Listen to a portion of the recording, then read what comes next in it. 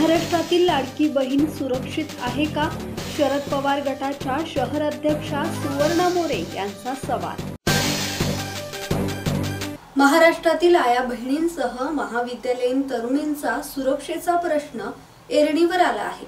कल्याणमधील मंदिरात पुजाऱ्यांनी महिलेवर बलात्कार केल्याची घटना ताजी असतानाच उरणमधील यशस्वी शिंदे या 22 वर्षीय तरुणीची निर्घृणपणे हत्या करण्यात आल्याची घटना हृदय पिळवटून टाकणारी आहे।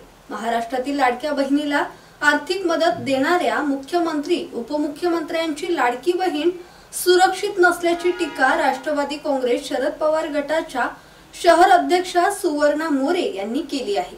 यशस्वी शिंदेच्या हत्येप्रकरणी खोपोली पोलीस ठाण्यात पोलीस निरीक्षक शीतल राऊत यांच्याकडे निवेदन दिले।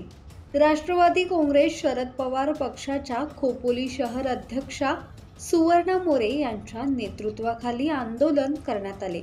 या प्रसंगी जुनेबा शेख, जयश्री डोंगरे, वैशाली भोसले, प्रज्ञा महाडिक, पुष्पा पाटील, शिल्पा घरत, रंजना हंडे, संध्या घरत, प्राजक्ता शिर्के, स्वामिनी भस्मे, हेमलता निरगुडे, स्मिता शेंडे, पूर्णिमा गायकवाड उपस्थित होत्या।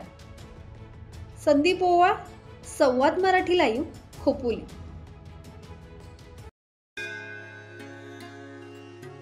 श्री गणपती संस्थान महड, तालुका खालापूर, जिल्हा रायगड। श्री वरद विनायकाच्या भक्तांसाठी भक्त निवासाची सोय, स्वच्छता आणि 24 तास गरम पाणी, सीसीटीव्हीची नजर।